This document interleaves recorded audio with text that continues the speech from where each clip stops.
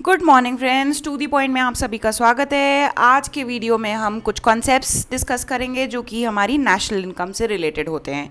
तो जीडीपी की डेफिनेशन तो हम पहले पढ़ चुके थे, अब हम पढ़ेंगे ग्रॉस नेशनल प्रोडक्ट। तो ग्रॉस नेशनल प्रोडक्ट को समझने के लिए पहले आपके दिमाग में जो जीडीपी है ना, उसकी पिक्चर अच्छे से क्लियर होनी चाहिए, कोई कन्फ्यूजन नहीं होनी चाहिए। अब ये ग्रॉस डोमेस्टिक प्रोडक्ट फिर से रिवाइज कर लेते हैं।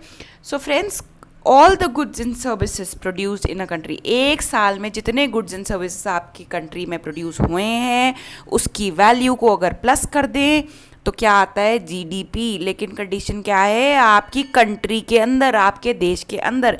ऐसा नहीं है कि देश के बाहर गए हुए हो और वहाँ प्रोड्यूस कर रहे हो, नहीं। डोमेस्टिक टेरिटरी जो इंडिया की है, भारत का मैप जो है, उसके अंदर जो भी प्रोडक्ट्स एंड सर्विसेज बनेंगे वो हो गया हमारा जीडीपी। अब ग्रॉस नेशनल प्रोडक्ट क्या है? अभी तक हम क्या पढ़ रहे थे? डोमेस्टिक प्रोडक्ट, ठीक है, हर जगह हर स्लाइड में।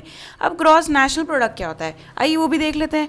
Gross national product is refer to as total value of all the goods and services produced by the residents and businesses of a country irrespective of the location of the production. अभी तक क्या concern था हमारा? जो production होना चाहिए वो country के विद इन होना चाहिए। लेकिन अब नेशनल प्रोडक्ट में क्या हो रहा है? आप कहीं भी कर रहे हो जाके प्रोडक्शन, आप रेसिडेंट हो, आप यहाँ के भारतीय नागरिक हो, लेकिन आपकी जो सोने की खदान है वो साउथ अफ्रीका में है, वहाँ जाके प्रोडक्शन कर रहे हो, तो वो क्या होगा? यहाँ के ग्रॉस नेशनल प्रोडक्ट में काउंट होगी, उसमें इंक्लूड करी जाएगी। एग्जाम्पल से देख लेते हैं। If mister A who is an Indian has a factory in south Africa, so while calculating GNP, नहीं जीडीपी नहीं friends, GNP of a country, the value of production carried out in south Africa will be included. जब हमें GNP calculate करना है तो हम जो बाहर जाके प्रोडक्शन करेंगे उसकी भी वैल्यू इंक्लूड करेंगे। GNP takes into account the investments made by the businesses and residents of the country living both and inside and outside the country. मैं यहाँ पे रहती हूँ, मैंने इन्वेस्टमेंट किया दुबई में, एक फ्लैट खरीद लिया छोटा सा वहाँ पे, तो उसकी वैल्यू भी जीएनपी में काउंट होगी। जीडीपी में नहीं होगी फ्रेंड्स, जीएनपी में होगी। It also takes into account the value of products that are produced by the industries of domestic origin. यहाँ पे मान लीजिए एक कंपनी है इनकॉर्पोरेट, मैंने इंडिया में करी, रजिस्टर यहाँ करी, प्रोडक्शन लेकिन बाहर जाके कर रही है वो, या एक छोटा मोटा प्रोडक्शन यूनिट उसका दूसरी कंट्री में भी है, मान लीजिए श्रीलंका में है, तो जीडीपी जब मैं कैलकुलेट करूँगी तो सिर्फ उस प्रोडक्शन की वैल्यू जो इंक्लूड होगी जो इंडिया की फैक्ट्री प्रोड्यूस कर रही है। लेकिन जब जीएनपी कैलकुलेट होगा तो इंडिया के साथ साथ जब जो मेरी फैक्ट्री में प्रोडक्शन श्रीलंका में भी हो रहा है उसको भी इंक्लूड करेंगे। GNP does not take into consideration the income earn by the foreign nationals in the country and also any such products that are produced by a foreign company having manufacturing units in the country. मान लीजिए Apple है, Apple कौन? जो mobile बनाते हैं, Apple ने अपनी एक फैक्ट्री इंडिया में भी डाल दी। अब वो कंपनी क्या है? फॉरेन कंपनी है, फॉरेन रजिस्टर्ड कंपनी है। तो जब हम ग्रॉस नेशनल प्रोडक्ट कैलकुलेट करेंगे तो उसमें से क्या हटा देंगे? जो भी प्रोडक्शन, जिस भी वैल्यू का प्रोडक्शन एप्पल ने इंडिया में किया है उसको रिड्यूस कर देंगे। तो और एक बार एक फॉर्मूला देख लेते हैं जीएनपी का। तो जीएनपी कैसे कैलकुलेट करते हैं? GDP plus net factor income from abroad. और ये नेट फैक्टर क्या होगा भाई? ये नेट वर्ड क्यों जोड़ दिया है यहाँ पे? Net factor income from abroad का मतलब है जितना पैसा गया, जितना पैसा आया, सो उसमें से माइनस कर दे, जितना जाएगा उसमें से माइनस कर देंगे जितना आएगा, तो वो हो गया नेट अमाउंट, और उसको जीडीपी में जोड़ दोगे तो क्या आ जाएगा? आपका जीएनपी। हो गया कॉन्सेप्ट क्लियर? बहुत सिंपल सा था। याद रखना है कि डोमेस्टिक में, डोमेस्टिक टेरिटरी, नेशनल में जो करना है, मतलब जो बाउंड्री से बाहर जाके भी इंडिया के रेसिडेंट्स प्रोड्यूस कर रहे हैं या अर्न कर रहे हैं वो भी इंक्लूड हो जाएगा। जो है नेट डोमेस्टिक प्रोडक्ट क्या होता है? अभी क्या देखा था हमने? जीडीपी, फिर गए जीएनपी, अब क्या हो गया?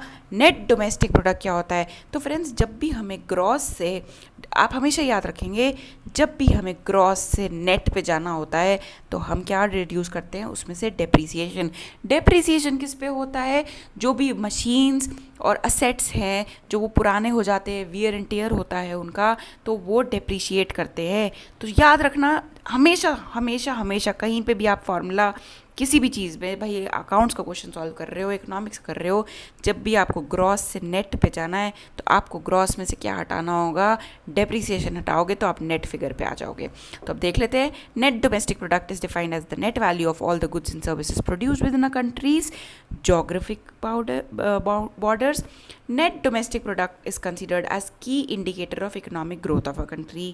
देखिए, ग्रॉस डोमेस्टिक में क्या कर रहे थे, जो प्रोडक्ट्स भारतीय सीमा के अंदर बन रहे हैं उसको इंक्लूड कर रहे थे, ठीक है। अब उस ग्रॉस फिगर से अब हमें नेट फिगर पे जाना है। कहाँ जा रहे हैं हम, जीडीपी से एनडीपी पे जा रहे हैं। तो क्या हटाना है, मैंने आपको भी बताया था ना, जी में से एन जाना हो तो डी को हटा देंगे, डी बोले तो डेप्रीसिएशन, और आपका फिगर आ जाएगा एनडीपी।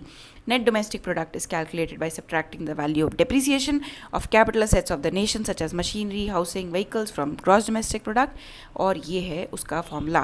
फ्रेंड्स, जितना ये फिगर कम हो उतना अच्छा होता है एक देश के लिए। और ऐसा क्यों, मतलब जितना कम डेप्रिसिएशन हो, क्यों, क्योंकि डेप्रिसिएशन क्या है, वियर एंड टियर है, और जितना कम होगा ये उतना अच्छा होगा। क्यों, कौन चाहता है कि आपके असेट्स की वैल्यू कम हो, नहीं ना, कोई भी नहीं चाहता। इसलिए जितना ये फिगर कम होगा उतना ही जीडीपी और एनडीपी में डिफरेंस कम होगा। भाई मैथ्स का फॉर्मूला हुआ ना, यहाँ पे जितना छोटा फिगर लिखोगे, अगर जीडीपी है 4, इसमें से 2 हटा दोगे तो कितना बचा, 2। जितना कम होगा ये फिगर, मान लीजिए ये 1 होगा तो यहाँ पे क्या बचेगा, 4 में से 1 गए 3। तो ये फिगर हम हर देश की कोशिश होनी चाहिए कि ये कम से कम हो। अब चलते हैं हमारे पे जो कि है नेट नेशनल प्रोडक्ट। अभी हमने क्या पढ़ा, जीडीपी पढ़ा, जीडीपी से एनडीपी पे जाते हैं, वो पढ़ लिया जी, ठीक है।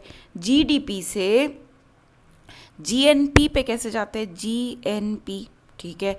अब जीएनपी से एनएनपी पे कैसे जाएंगे, तो मैंने आपको क्या बताया था, देखो जी से एन जाना है तो क्या हटाना है, डेप्रीसिएशन। फिर से बोल देती हूँ, जी से एन पे जाना है तो क्या हटाना है, डेप्रीसिएशन। तो बस जीएनपी हमने सीख लिया था कि कैसे कैलकुलेट करते हैं, जीडीपी में से हटा देंगे net fact plus net factors income from abroad, तो आ गया हमारा जीएनपी। और जीएनपी से जाना है एनएनपी, तो क्या हटाना है, depreciation. The net national product or NNP is the market value of all the finished goods and services that are produced by a citizen of a nation living domestically and internationally. भाई यहाँ पे सारी definition बढ़ा दी GNP की। Net national product is also referred to as value that is obtained by subtracting depreciation from GNP. Net national product consider all the goods, products, services that are manufactured by country citizen irrespective of their location. Or in other words, net national product considers products that are produced domestically and also from overseas. तो अब ये formula बता दिया, GDP से GNP जाना भी बता दिया, जीएनपी से एनएनपी जाना बता दिया, जीडीपी से सीधा एनडीपी जाना भी बता दिया है। आज के इस लास्ट टॉपिक जो है नेशनल इनकम, सुनते आए हैं, छोटे होते से सुनते आए हैं इकोनॉमिक्स में नेशनल इनकम क्या होती है, क्यों कैलकुलेट करनी होती है, आज एक बार फिर से देख लेते हैं। The total value of final goods and services produced by the normal residents during an accounting year after adjusting depreciation, it is net national product at factor cost. देखो फ्रेंड्स, पिछली साइड में क्या कर रहे थे, एनएनपी निकाला था ना हमने, कैसे निकाला था, जीएनपी से गए थे हम एनएनपी पे, कैसे, जीएनपी माइनस डेप्रीसिएशन, तो आ गया था एनएनपी। अब एनएनपी जो वो आया था ना, वो था मार्केट प्राइस पे, क्योंकि हम जो जीडीपी कैलकुलेट करते हैं वो market price of all the goods and services. फिर से डेफिनेशन दोहराती हूँ, जीडीपी की डेफिनेशन क्या है, market prices of all the goods and services produced in a country in a year is GDP। तो अब उस वाले वैल्यू से लेके अगर हम वो जो जीडीपी आया था ना, उस वैल्यू से अगर एनएनपी निकालेंगे तो एनएनपी कौन सा निकलेगा, मार्केट प्राइस। लेकिन अगर हमें नेशनल इनकम निकालना है तो नेशनल इनकम क्या होती है, नेशनल इनकम होती है NNP eight factor cost. Previous slide में हमने कौन सी एनएनपी निकाली थी, एनएनपी एट मार्केट प्राइस। अब मार्केट प्राइस से फैक्टर कॉस्ट पे जाना होता है तो क्या हटाना होता है, टैक्सेस हटाने होते हैं और सब्सिडीज़ ऐड कर देनी होती हैं। टैक्सेस क्यों हटाने होते हैं, क्योंकि जो मार्केट प्राइस होता है, मान लीजिए आप बाज़ार जा रहे हैं और अपने लिए एक रेफ्रिजरेटर ख़रीद के ला रहे हैं, उस रेफ्रिजरेटर में जीएसटी भी तो चार्ज होगा ना, तभी तो वो मार्केट प्राइस पे लाया। भाई जिस 10,000, मान लीजिए 10,000 का आपने रेफ्रिजरेटर ख़रीदा, तो इसमें क्या इंक्लूडेड है, जीएसटी भी तो इंक्लूडेड है। अब यहाँ से पीछे जाना है, पीछे वाले फिगर पे, तो 10,000 में से आप क्या निकालोगे, आपने जो जीएसटी दिया, मान लीजिए 2000 दिया था, ठीक है, तो आपका प्राइस क्या आ गया रेफ्रिजरेटर का 8000 रुपये। तो यही बस रिवर्स कैलकुलेशन करनी है जो बचपन में मैथ्स में करते थे कि इस फिगर से इधर जाना है, तो क्या करेंगे, जो ये वाला फिगर है उसको हटा देंगे। तो एनएनपी मार्केट प्राइस में से क्या हटाना है, टैक्स हटाना है, और सब्सिडीज़ जो हमें मिली थी उसको प्लस कर देना है। तो क्या आ जाएगा, NNP eight factor cost. Confuse नहीं होना है।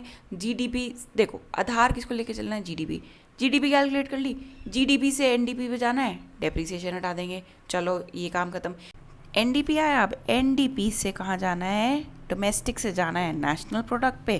तो जब डोमेस्टिक से नेशनल पे जाना होता है तो NFIA net factors income from abroad को प्लस कर देंगे, ठीक है, हो गया। तो आया एनएनपी एट फैक्टर कॉस्ट, और फैक्टर कॉस्ट से मार्केट प्राइस पे जाने के लिए आपको मैंने मार्केट प्राइस पे आया, और मार्केट प्राइस से फैक्टर कॉस्ट पे जाने के लिए आएगा, टैक्सेस हटाएंगे, सब्सिडीज प्लस करेंगे, हो गया। सिंपल सा कॉन्सेप्ट है, एक एक चीज़ आप याद करोगे।